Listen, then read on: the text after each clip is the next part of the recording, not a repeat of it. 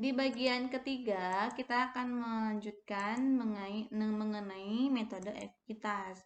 Jika tadi kita membahas tentang metode biaya dan nilai wajar, kali ini kita akan membahas metode ekuitas, di mana di sini untuk pengakuan dan pengukurannya ada beberapa ketentuan.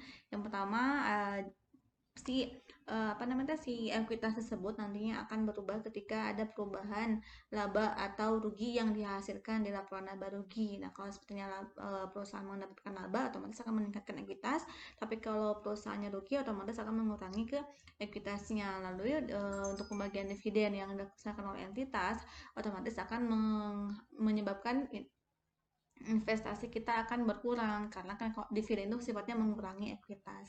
Lalu yang ketiga, pengakuan penghasilan komprehensif lain juga sama. Kalau dari penghasilan tersebut meningkatkan atau menghasilkan keuntungan atau pendapatan, maka itu akan meningkatkan ekuitas, meningkatkan investasi kita. Tapi kalau sepertinya ada kerugian dari si komprehensif lainnya, maka hal tersebut bisa mengurangi si investasi kita di perusahaan tersebut. Sehingga di sini ada mengacu ke dalam PSAK 15 revisi 2014, di situ mengatur bahwa jika kita menggunakan metode ekuitas, kalau kita melaksanakan transaksi investasi pada saat pengakuan awal, kita mengakuinya berdasarkan biaya perolehan sesuai dengan harga perolehan pada saat itu, dan setelah biaya setelah pengakuan awal, maka kita mengakuinya berdasarkan proporsi sesuai perubahan yang terjadi.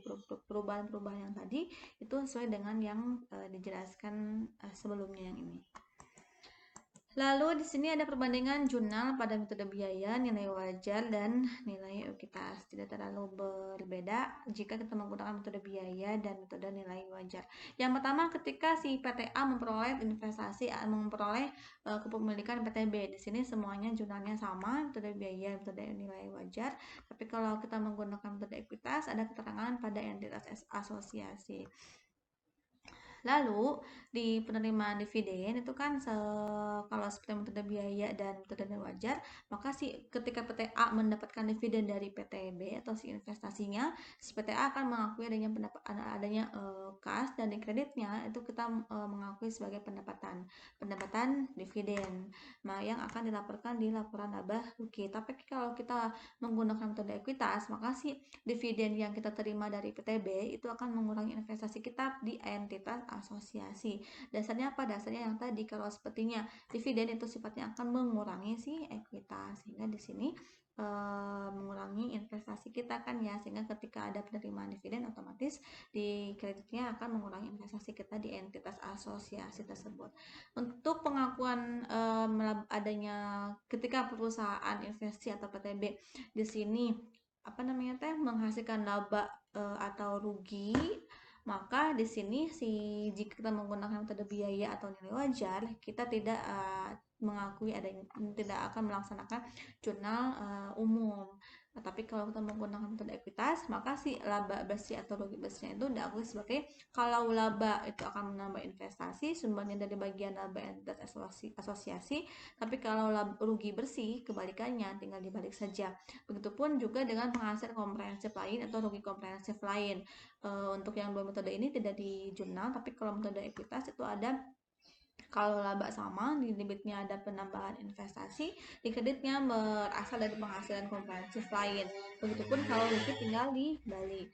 Lalu ketika ada penyesuaian nilai wajar, tadi kan kalau seperti kita menggunakan metode biaya, itu otomatis kita tidak menyesuaikan dengan harga wajar, termasuk juga kita menggunakan metode ekuitas. Tapi kalau kita menggunakan metode nilai wajar, di akhir periode itu kan ada perubahan nilai ya, investasi yang harus kita akui di akhir periode, di mana kita harus menyesuaikan dengan nilai wajar pada saat pelaporan. Nah, ketika ada penyesuaian dengan nilai wajar, ada selisih nih. Nah, selisihnya itu kalau sepertinya untung, maka di sini keuntungannya akan menambah investasi, di kreditnya bersumber dari keuntungan dari selisih nilai wajar tadi. Tapi kalau rugi, si penyesuaian nilai wajarnya, di kreditnya ada kerugian, di debitnya ada kerugian, di kreditnya ada investasi. Contohnya di sini ada pada tanggal 1 Juli, Presiden membeli 2.000 lembar saham dari 10.000 lembar saham SUD dengan nilai nominal lembarnya $50, sama dengan di book value dan fair value-nya sama. untuk net aset SUD, net income SUD tahun tersebut 50.000, surplus evaluasinya 10.000 dan tanggal 1 November dibayarkan dividen.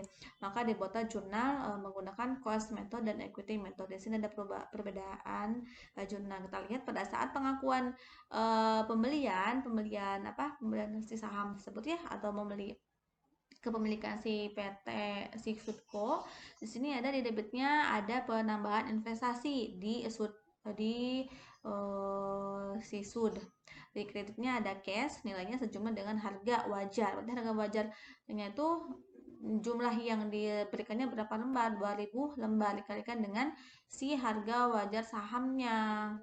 Nah, karena di sini harga wajar atau fair value-nya sama dengan nilai buku, maka kita mengakuinya yang $50. Tapi kalau ada keterangan saham nilai wajar si per sahamnya berapa, maka kita menggunakan nilai wajar bukan nilai nominal.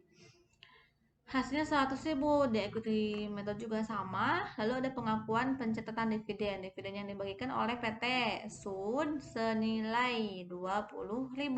Nah, karena di sini kepemilikan si Pilsner hanya 2.000 lembar dari 10.000, berarti kan kita harus melihat berapa persen dari kepemilikan yang dari jumlah hasil kepemilikan yang dibeli oleh PT Pilsner. Karena di sini dari 10.000 dia hanya membeli 2.000, otomatis ini persentase kepemilikannya hanya 20% dikalikan dengan jumlah dividen yang dibagikan yaitu 20.000 senilai 4.000. Karena di sini metode cost, maka di kreditnya kita mengakui adanya pendapatan dividen atau dividen income. Tapi kalau equity method, maka di kreditnya akan mengurangi investasi di COSUD nilainya 4.000. Nah, di sini ada jurnal penyesuaian untuk mengakui laba si ko-nya. Nah, untuk yang penyesuaian karena di sini cost method maka tidak di jurnal, tapi kalau yang tadi kalau menggunakannya kalau yang jurnal yang barusan yang tadi sebelum dihilangkan itu dengan asumsinya menggunakan nilai wajar. Karena di sini cost method maka tidak diakui sebagai adanya jurnal umum atas penyesuaian si laba. Nah, di equity method berbeda dengan equity method. Kalau metode equity itu ketika si investi mendapatkan laba, di sini labanya yang diperolehnya itu senilai 50.000. Di sini labanya senilai 50.000 karena di sini si Pierce baru membeli saham si Sudnya itu per 1 Juli. Otomatis kan karena ini laba tahunan ya, berarti si Pierce baru mengakuinya per 1 Juli, berarti setengah tahun. Maka untuk mengakui penyesuaian atas labanya diakuinya hanya senilai 50.000 atas laba tahunan si investi dikali 20% kepemilikan si Pierce di Sudnya dikali dengan jangka waktu si Pierce baru membeli kepemilikan si Sud berapa lama, karena baru 6 bulan, maka 6/12 diperolehlah penyesuaian income Sudnya 5.000. Karena di sini si adanya laba bersih yang diperoleh oleh investi, otomatis kalau metode ekuitas akan menambah si investasi isi Pierce-nya. Maka di sini di debitnya investasi yang bertambah, di kreditnya income berasal dari income Sud. Lalu di sini ada surplus lagi. Nah, mengacu ke jurnal yang tadi, perbandingan yang 3 metode tadi, jika kita mengakui ketika ada surplus evaluasi itu maka di equity method ada pengakuan debiting investment in Sud, di kreditnya ada penghasilan penambahan atas penghasilan komprehensif lain atau ada komprehensif income senilai 20.000 dikali dengan kepemilikannya yaitu 20%, sehingga diperolehlah 2.000.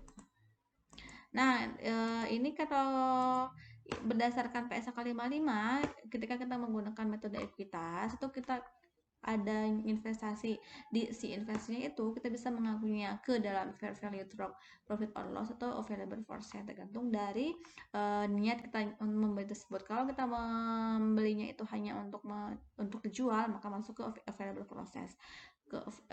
for sales. Tapi kalau fair value through profit or loss itu tidak ada niat untuk dijual. Lalu ada comprehensive income juga. Jika kita tadi investasi yang ini itu kalau kita mengklasifikasikannya ke fair value to profit and loss. Ketika ada selisih rugi atau laba yang dihasilkan dari komprehensif gain, maka itu nantinya akan dilaporkan di income statement. Tapi kalau kita menggunakannya itu mengklasifikasikannya ke available for sales, maka ada comprehensive income itu tidak dilaporkan di income statement tapi ada di comprehensive income.